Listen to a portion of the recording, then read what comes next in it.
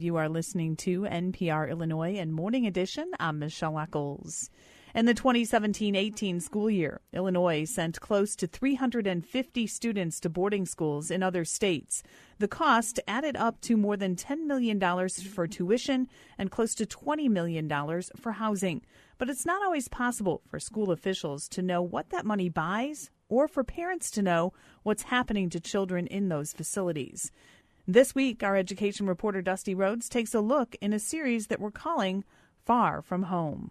Many of these schools have names that evoke some combination of academics, nature, and transcendence. In 2018, Illinois had about 30 students at Heart Spring in Kansas, another 30 at Belfair Monarch in Ohio, and more than 80 out in Utah, scattered among facilities with names like Alpine Academy, Provo Canyon School, and Discovery Ranch, where equine therapy is one of the selling points. I mean, we never rode the horses. We would just lead them by their reins. You never got to ride a horse? No. They made us try to direct horses without touching them, like try to direct them around courses using good communication. I guess that was what they were trying to teach.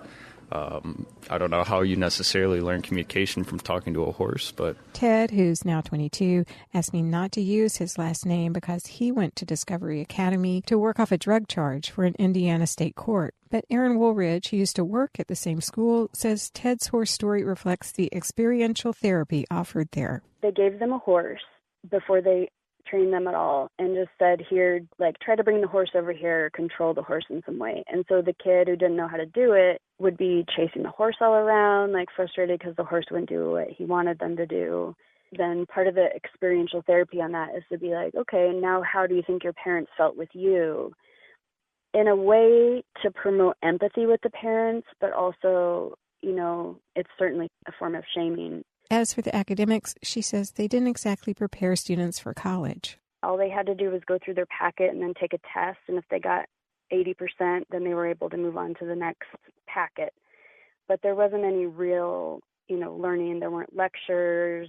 There weren't teachers really working with them other than just staff members helping them go through their packets. Illinois State Board of Education has a handful of students enrolled at Discovery, but academics aren't the focus of out-of-state placements. Here's Jennifer Smith, partner at Franczek PC, a law firm that represents hundreds of school districts across Illinois. Having comparable curriculum is usually not the goal because the point of the residential placement is to prioritize some other greater need of the student. So, for example, an emotional need or behavioral need. Those needs can be hard to quantify.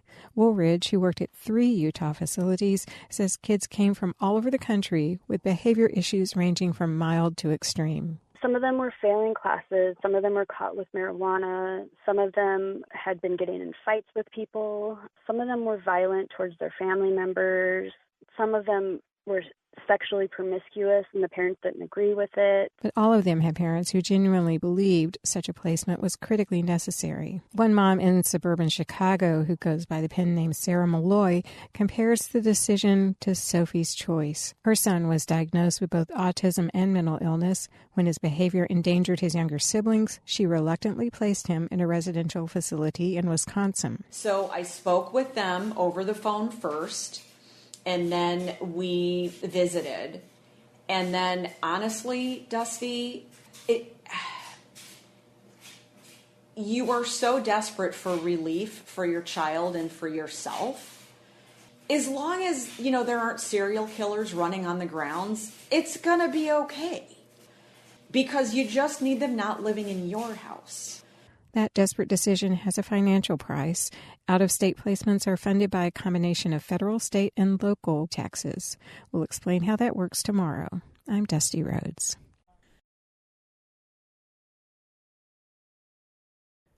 You are listening to NPR Illinois and Morning Edition. I'm Michelle Eccles. Illinois taxpayers typically spend at least $25 million per year to place hundreds of students outside of the state in residential treatment centers, therapeutic boarding schools, and other private facilities designed to serve students with special needs. Continuing our week-long series, Far From Home, education reporter Dusty Rhodes explains how that funding works. Every child in America has the right to a free and appropriate public education, thanks to the Individuals with Disabilities Education Act, signed into law by President George H.W. Bush almost 3 decades ago. And if that education cannot be provided in the student's home district, they can go elsewhere, also for free. Stephanie Jones is an education attorney and former general counsel for the Illinois State Board of Education. She says the idea of sending a student to a residential facility sometimes comes from the teachers and social workers at school.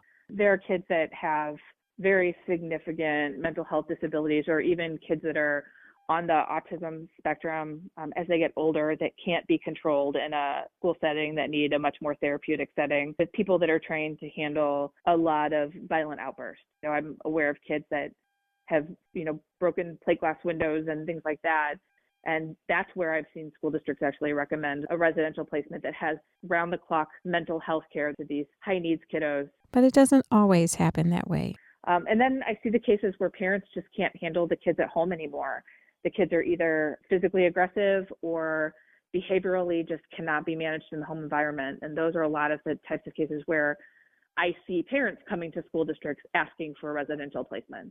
The district will often approve that residential placement, even if the student seems to be doing fine in school. Jennifer Smith is an attorney who has specialized in education law for more than 15 years. Under federal law, parents have the right to send their child to a private school that they pay for up front and then seek reimbursement from the school district if they believe the school has not offered their child an education that satisfies a number of complicated legal requirements. Normally, special services are reserved for students who have a qualifying disability documented with an IEP or individualized education plan. But families with financial and legal resources can use unilateral placement to get the district to help pay for their student to go, for example, to a horse ranch in Utah, even if the student has never attended the local public school and does not have an IEP. Right. Even a student who doesn't have an IEP,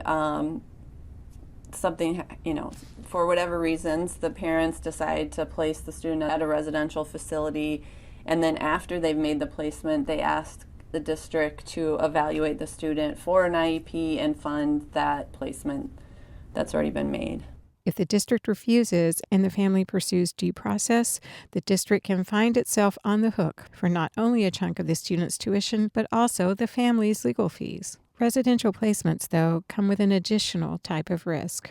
A suburban mom who uses the pen name Sarah Malloy says she was shocked when she visited her autistic son in a Wisconsin facility. I saw a member of the staff kicking a child who was on the floor, crying for their mother. They had wet their pants, and the guy who was in charge of the building kept saying, like, hey, you want to see your mom? You're gonna cut it out right now. And I brought that to the attention of the people who were administrators, and they're like, oh, yeah, okay. What do you mean, yeah, okay? If he did that on the street, he would be arrested.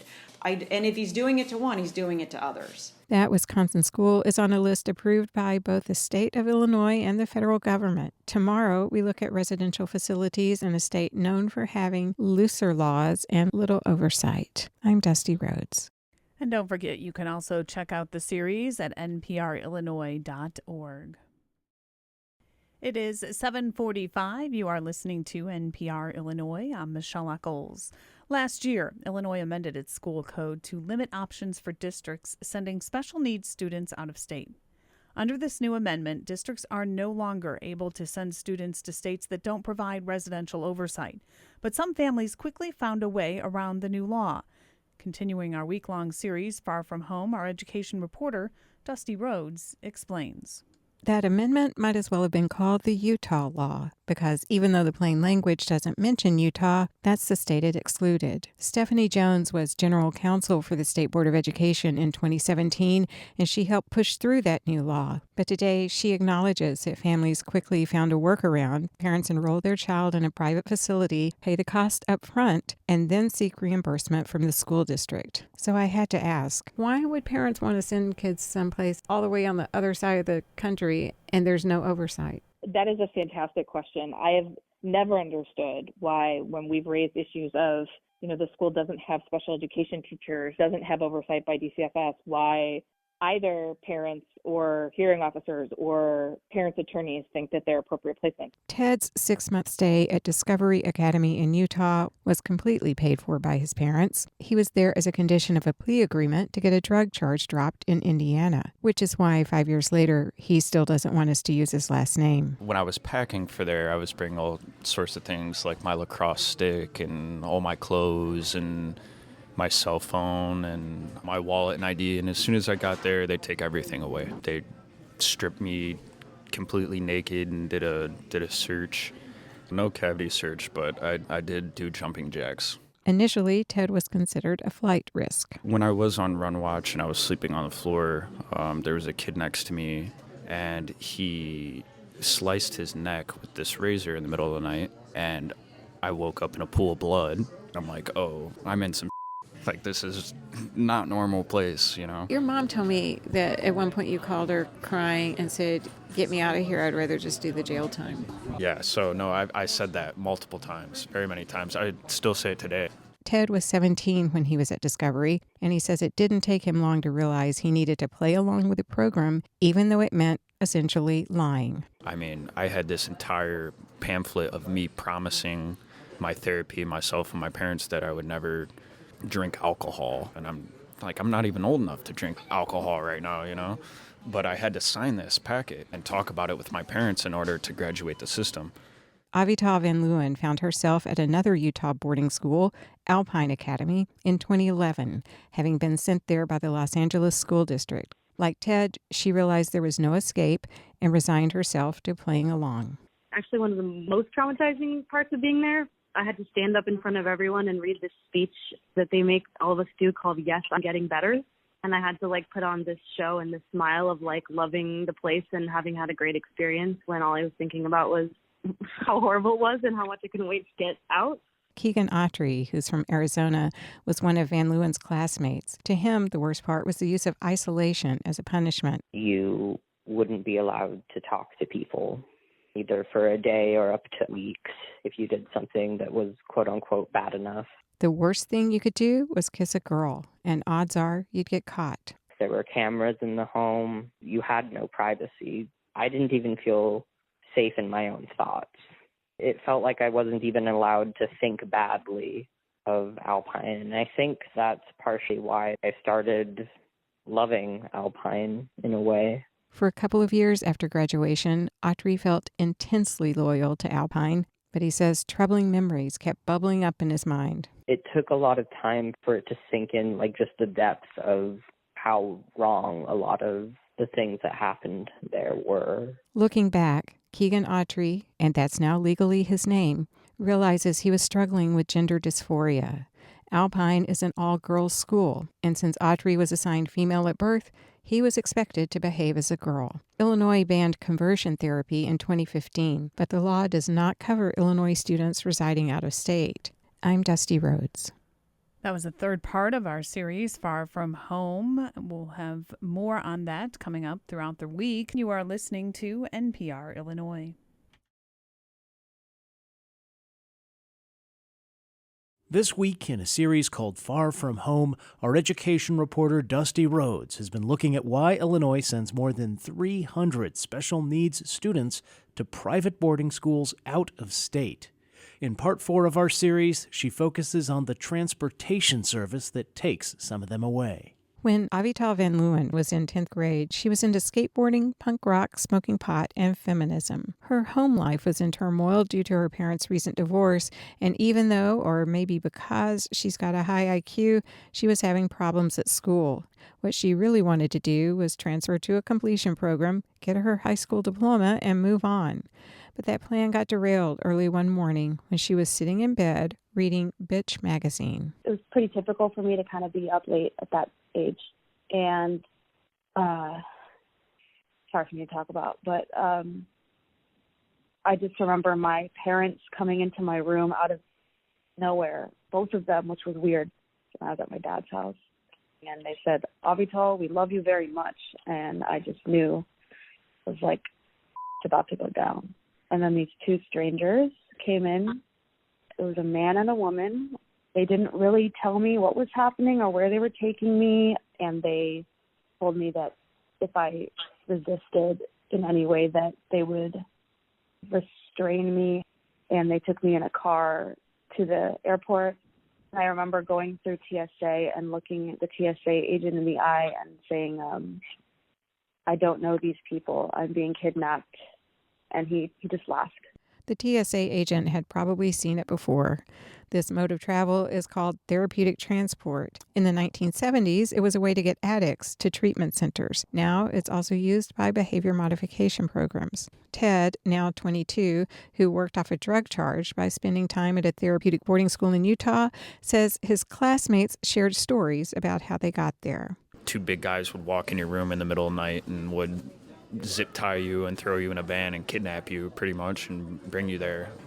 Yeah, a high percentage of kids were brought there like that. The method was pioneered by a man named Bill Lane. Here he is explaining his techniques to Lon Woodbury, an educational consultant. We're good people. I mean, we're not there to hurt them. We're not there to threaten them. We're really there to get them safely from home to where they're going. What happens if the student resists? You act out at the airport. What we're going to do is rent a car. We're going to drive from New York City direct straight to Utah without stopping.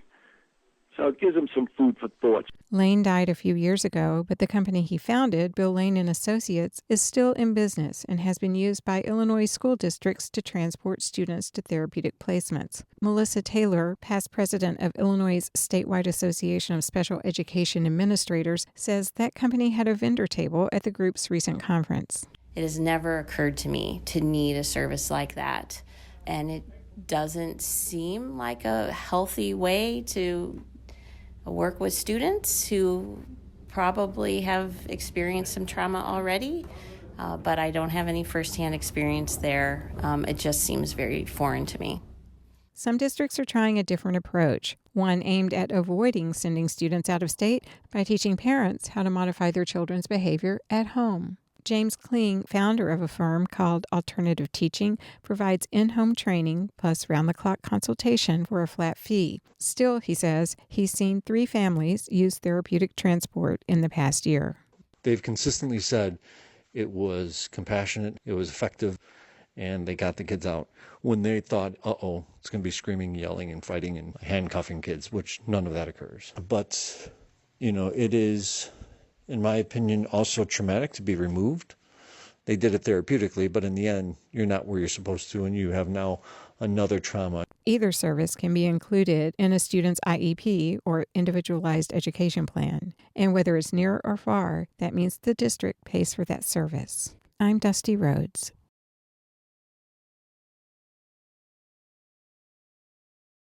NPR Illinois.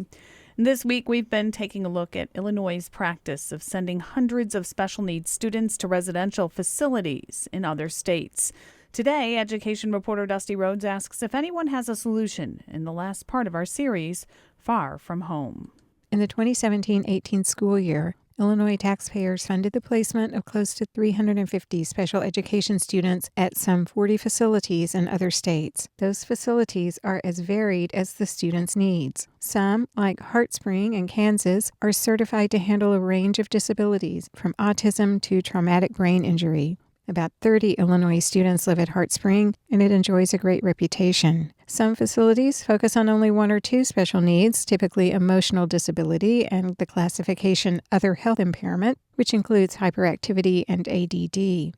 Those labels aren't an exact science, and neither is the treatment. And that means that sending teens to facilities in remote locations involves some risk, not only to the district's budget, but also to the child. These schools vary in quality and appropriateness and should not be used unless they're truly, truly needed. Jennifer Smith is an education attorney with 16 years of experience representing school districts. And it's just a balance between safety and, some of these techniques to keep them safe obviously mean really restricting their freedoms. So I don't have the right answer. I have to say you stumbled upon one area that still perplexes me in private practice, but definitely perplexed me when I was at the state board. That's Stephanie Jones, former general counsel for the Illinois State Board of Education. There's not a good win-win situation. I mean, you're dealing with kids that have a lot of needs.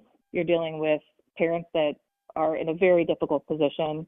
You're dealing with an industry that isn't necessarily very well regulated and is not often within the four corners of Illinois. You're dealing with schools that have to make decisions about the best way to spend the money. And is it more prudent to fight it and try to stop the placement, or is it better to find some sort of middle ground and pay for some or all of the placement and avoid all the litigation costs? The decision should not be made on a whim. There's an abundance of investigative reports documenting physical and sexual abuse in what's known as the troubled teen industry. Those stories sometimes lead to a facility being shut down, but often they reopen under new ownership with the same staff and the same mindset. See, I equate residential programs like emergency rooms. These are bad places, but if you really need it, thank goodness they exist. You don't want to go to a hospital because you can get like staph infections and things like that you wouldn't get anywhere else.